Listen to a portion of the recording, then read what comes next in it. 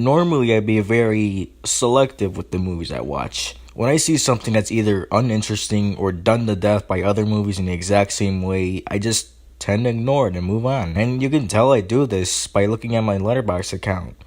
But Loqueesha is an interesting case. It's a film that was somehow made. So if you don't know what I'm talking about, I'll bring a summary.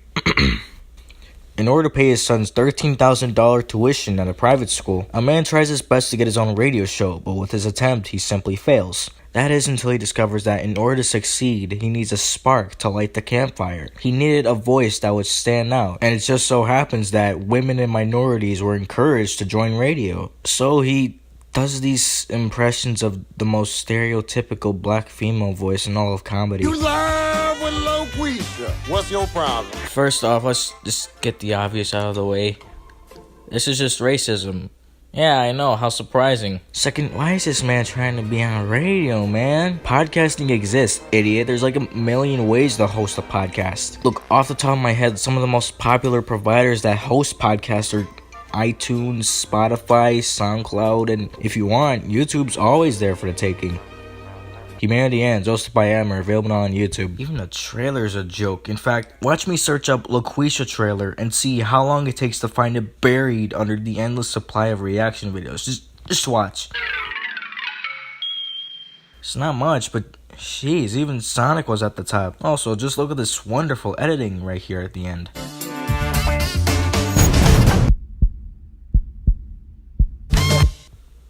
They must feel proud. And by the by, that award at the beginning, guess what isn't real? But what makes this film more interesting for me is I actually have access to see it.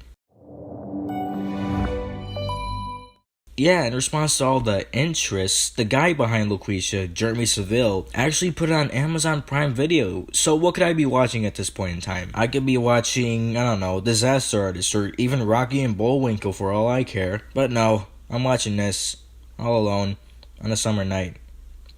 Happy finals, everyone. So we start this movie and I already hate it. This guy named Joe takes care of a bar and he's a major asshole to this woman right here. And the woman agrees with the asshole because the male is a more dominant species. Good night, everyone. Oh, I guess because he had wonderful advice. Yeah. I'm sure it was like, Mahatma, what do you want for dinner? Oh, it's all right. I had something out. What? You know, curry, madras, lentil, dal, you name it. Mahatma, you've been fasting again, haven't you? No, I'm telling you, my belly is full. I couldn't eat another thing. You have to be fucking kidding me right now. Also, the woman's named Rachel, but you really want to know that?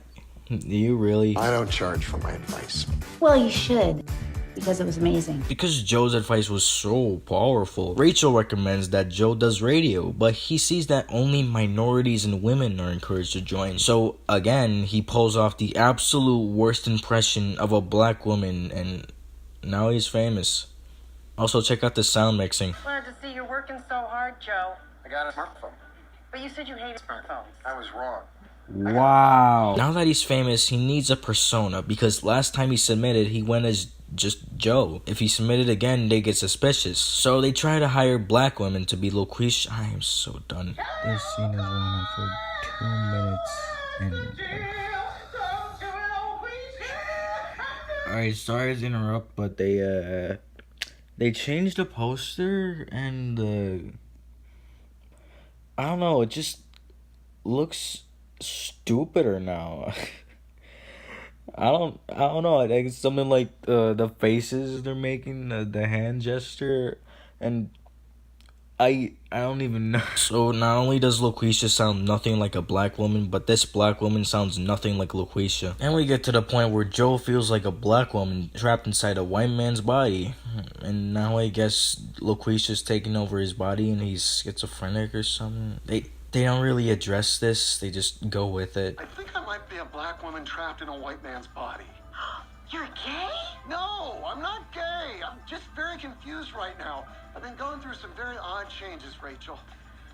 Are you pre-op transgender?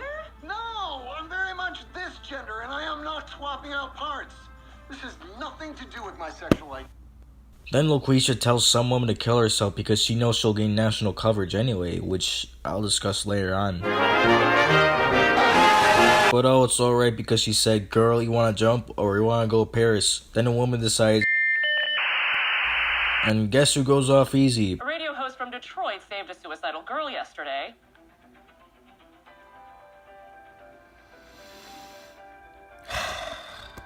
I'm sorry. Could you bear with me for a moment? Just spare me just 1 minute.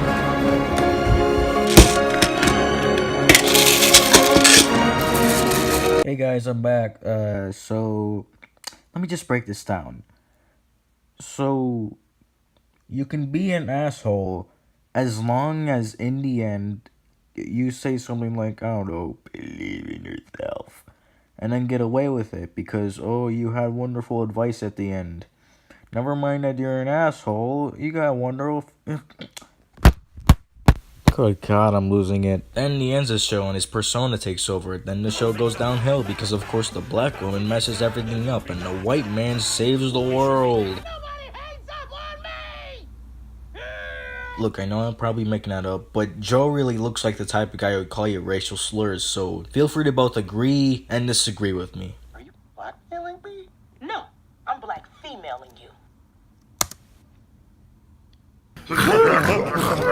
But in the end, Joe sets up a Facebook poll and he does both Loqueesha and the Joe Show, and the movie ends. Also, this movie thinks because 40% of the people voted Loqueesha in the poll, it's a tie.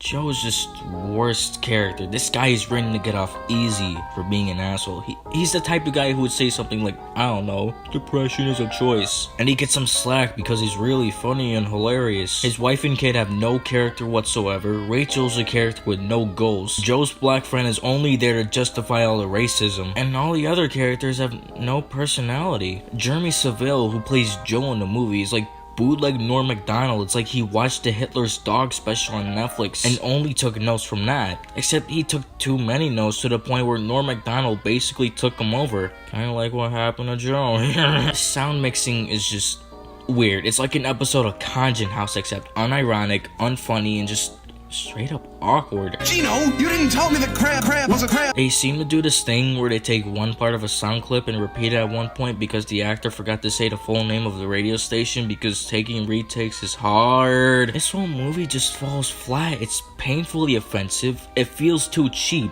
and you can tell how much effort was put into making this film. For example, Loqueesha is by far the worst movie of the year. It's not even the Room levels of bad. It's terrible. The reason why I've been using my phone to record this whole time is because this movie isn't even worth seeing in HD. The sound mixing and editing are bad, the acting is bad, the writing is turds. The jokes are either offensive or bland and generic, the background music is stock, and it all feels so cheap. You can tell whether or not it's shortcomings or shortcomings. It's not bad just because it's painfully offensive. It's also bad because, well, it's the most obvious humor you can get back when it was new. Real radio shows are better than this. Actually, that's implying that radio shows have as much value as this film, so forget this movie and forget everything about it.